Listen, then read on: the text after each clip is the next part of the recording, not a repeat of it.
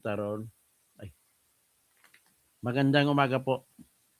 Ang ating pag-usapan po sa ngayon ay yung pangkalahatan na kwento patungkol po sa kapangyarihan ng tao sa isang pamahalaan. At ang pag-usapan natin ay tutok dito sa Estados Unidos o United States of America. At ito po ay alam na alam ng aking mga subscribers na mga OFW o di kaya mga Filipino Americans. Sa akin lang i-discuss ko lang ito objectively without demeaning to the person of Trump or without saying that Trump is bad or Trump is good. Pero parang discussion lang natin for the purpose of educating the Filipinos kung ano ang kapangyarihan ng tao sa katarungan. So, kamakailan, ng isang araw siguro, nagpalabas ng desisyon ng Supreme Court ng United States of America na binasura yung hiling ni President Trump na patigil muna yung mababang korte sa pagbabasa ng sentensya laban sa kanya. Ito kasi si President Trump, bago siya naging nahalal sa panibagong position as president, ay na, nakita ng jury ng United States American Court na guilty siya sa tinatag na hush money.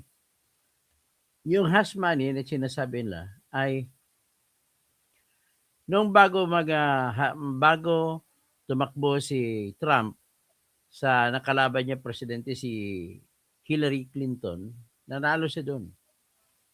Ay meron pala nangyari na binayaran ni Trump ng pera si Stormy Daniels, isang playboy girl, na binayaran niya, ang purpose ng bayad ay para tumahimik at huwag na sasabihin, huwag na magpa-interview at huwag ibulgar na siya ay nakadate ni Trump. Alam mo naman ang mga Amerikano masyadong ayaw sa mga immoralidad.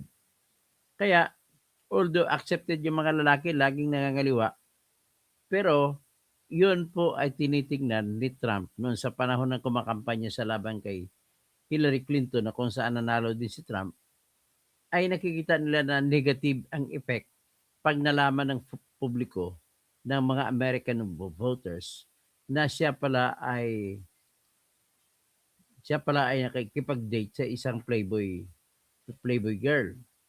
Si Stormy Daniels ang pangalan. So, ngayon, natapos ang eleksyon kay Hillary Clinton, nanalo na si Trump.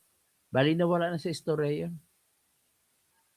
Pero, ang problema niyan ay parang tinuloy yung kaso. Ang kaso naman this time, hindi yung pagkuha kay Stormy Daniels, kundi yung paggamit ng pera ng kanyang korporasyon na ibinigay kay Stormy Daniels kapalit ng pananahimik ni Stormy Daniels.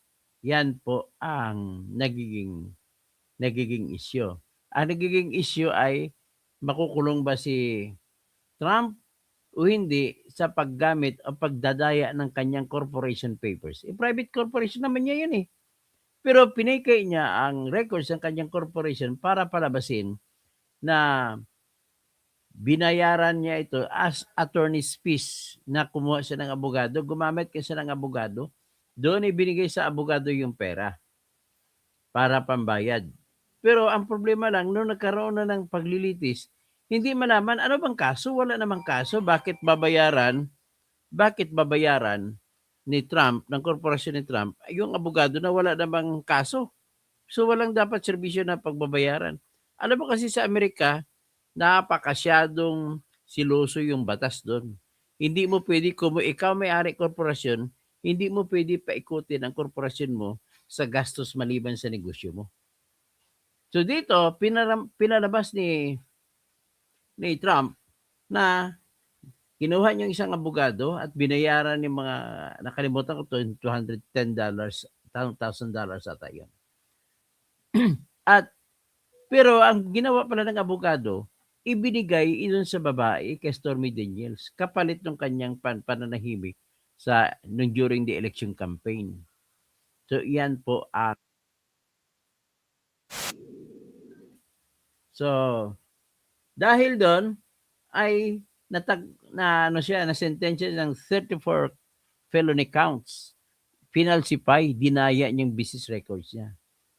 Found guilty in May 2024 on 34 felony counts of falsifying business records after being indicted the previous year by the Manhattan, New York grand jury, making him the first former president in American history to have been convicted of a crime. So, dito mo makikita yung power of the people. Pinapakita ko lang sa inyo kung gaano kalakas ang power of the people. The United States of America is recognizing the power that of the people. That includes the power to judge. So, sa prinsipyo po kasi dapat tatlo yung kapangyarihan ng tao sa kahit anumang bansa. Basta hindi lang kingship, hindi royalty, or hindi royal kingdom, tatlo ang kapangyarihan ng tao. Number one na kapangyarihan ng tao is the power to make laws. So sa isang bansa, ang kapangyarihan ay maggawa ng batas. Next is the power to implement the laws. So sa the power to make laws, balik lang muna ko konti, hinahalal ang mga mambabatas para gumawa ng batas. Sa kaso ng Pilipinas, yun yung mga senators and congressmen. Sa kaso ng Amerika, yun ang yung mga pangkalahatang senators na kasi kada state meron kani-kanyang sariling senator. Pero for the purpose of assembling the senators in one Senate, the representatives of each state ay nagpapadala ng 2 senador. So, times 50, 100 senators. Ang vice president magiging Senate president nila as acting. At ang tawag din yan ay de officio, as a matter of duty. So, ang mga congressmen nila, kada distrito, depende sa populasyon, New York ang pinakamalaki ata, New York at saka California, pinakamalaking districts. So, dyan din ang babase yung tinatawag na electoral college votes. So, yan, pagtitipon sila doon sa Capitol at magbuto-butuhan sila. Yan gagawa ng batas. So, power of the people. People ang nanimimili niyan. So, the power to implement the laws sa office of sa president ng pagkalahatan. At ang vice president na papalit sakali ang presidente wala. So, yan, tatlong power. The power to make laws, power to implement the laws, at saka the power to judge. Ang power sa paghusga, kung kinakailangan may awayan sa batas, kinakailangan mayroong korte. Dito sa American system, well, let's look at the United States as one whole United States na huwag mo lang tingnan ang kada estado kasi 50 states sila. So, titignan mo siya pangkalahatan, ang power of the people is being represented by the state, each state. Kaya nga, pagdating naman sa entire United States federal government, ang bumuboto doon ay kada state. Pero, pag bumuboto para presidente, bumuboto rin sila at large, pero ang pagbibilang ng boto kung sino nanalo, kada state bibigyan ng tinatag na votes. Ilang votes sa bawat state. So, dito ngayon, nabuo yan sa kanilang konsepto, ang the power to judge belongs to the people. So, hindi kagaya sa Pilipinas, they belongs to the appointed persons. Mali po yun.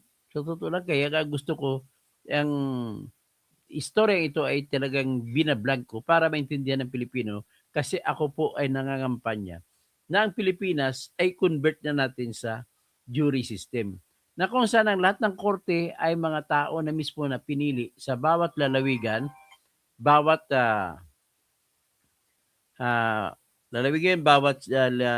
siyudad na mayroong tinatawag na jury. May jury na may tinatawag na grand jury sa bawat probinsya na siyang magsasabi kung sino ang kakasuhan ng mga criminal case. Kagaya nito, mayroon tayong problema ng mga flood control projects, kung sino-sino mga kakasuhan. Ang sa atin dito, ang binibigyan ng kapangyarihan natin ay yung ombudsman. Kung ang ombudsman kakampi ng mga kurap, di hindi niya kakasuhan ang kanyang kakampi.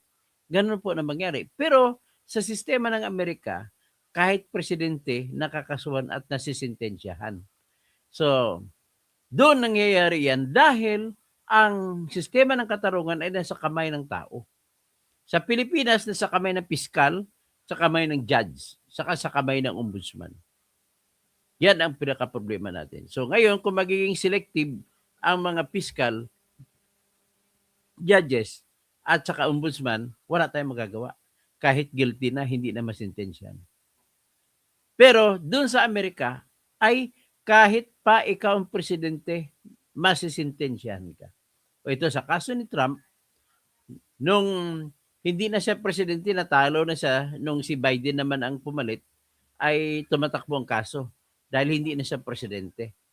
So, bago siya maging nanalo na naman siya ulit, bago siya upo, ay na nagpalabas ng sentence, hindi sentence, na conviction. Nagdesisyon ang trial jury. Ang trial jury po kay Trump, 12 tao lang po yan na Amerikano ang pinili na sila nagbuto-buto kung guilty ba si Trump o hindi. So, pinresenta yung ebidensya laban kay Trump, yung mga dokumento na magpapatunay na yung kanyang corporation papers, private corporation papers, ay minaniobra niya para maipalusot niya yung pera na binigay niya kay attorney na pinalabas na attorney's fees. At yung attorney naman, binigay naman doon kay Stormy Daniels, kapalit ng katahimikan. But then, the problem is, kagaya nagsalita yung abogado na yun. At siya ay nagtapat at inamin niya na ginamit lamang siya ni Trump. So, nasintensyan si Trump at the end of the day ng mga jury, ng member ng jury, ng members na blood ng jury, 12 sila. So, that's how powerful the people in America is. Pag sila ang gagawin mong pundasyon ng tinatag na justice system. So, because of that, nasintensyan, hindi pa nasintensyan, kundi guilty lang. Nagbumuto-buto yung 12 jury unanimously that they found Trump guilty of using the corporation papers and cheating on it para maipalabas na attorney's fees lang yung pera. At yung pera pala eventually napatunayan sa jury na binigay na lang kay Stormy Daniels para maitago ang katotohanan na hindi na siya magiging isang bagay na magiging parte sa desisyon ng mga botante kung iboboto pa ba siya presidente or not. Kasi ang fury ng umakusa, kung nalaman lamang ng tao yung katotohanan na ginamit pala niya, pinambayad pala niya, nakipag-date pala siya sa mga women of ill repute, yung mga hostess o mga prosti, ay malamang hindi siya iboboto ng mga Amerikano. At dahil hindi iyon nailabas, binoto siya. Binoto siya ng tinatawag na American public. At nanalo nga siya over Hillary Clinton. Okay? So, thereafter, good morning guys from my apo. Pagkatapos doon, naging presidente si Trump. Pagtapos ng guilty siya, naging presidente si Trump. So, nanalo siya. Ang kalaban niya nun umalis kasi, nag-withdraw kasi si Biden. So, ang kalaban niya ngayon ay yung babae. Yung vice president dati. Nakalimutan ko pangalan. Anyway, kung sino man ng mga Americans dito, pwede nyo sabihin sa akin. At umupo na presidente si Trump. Trump all the while thought, naisip niya, wala na siyang problema. Kasi presidente siya. Unang-una, bakit? Kasi ano po siya tinatawag nito na immune from suit. So, immune ka nga from suit. Pero ang pagkakawin po, sentensyahan ka lang. Iba yung pagsentensya, iba yung kakaso ka. So, dumating sa punto na nag-schedule na yung presiding judge, na bibigyan na ng sentensya kung ilang taon ang kulong ipaparusa kay Trump, kung ipapatupad ba, kung paano pa in respect of his position as the President of the United States. Actually, nagparamdam na rin, nagpasabi na rin ang judge na kapag sentensya niya si Trump, hindi niya sentensya ng pagkabilanggo dahil presidente siya. Kundi sentensya naman siya, tanda na siya'y nagkasala at nakagawa ng isang krimen. Yun naman ang ayaw ni Trump, na magkaroon siya ng record, criminal record. Kaya ginawa ni Trump ng talagang makakaya niya, pinagalaw niyang mga abogado niya at hiniling sa New York Manhattan judge na huwag nang basahin. So, kung maaari, pwede niyo basahin pagtapos na maging presidente ako ng Amerika. Wala.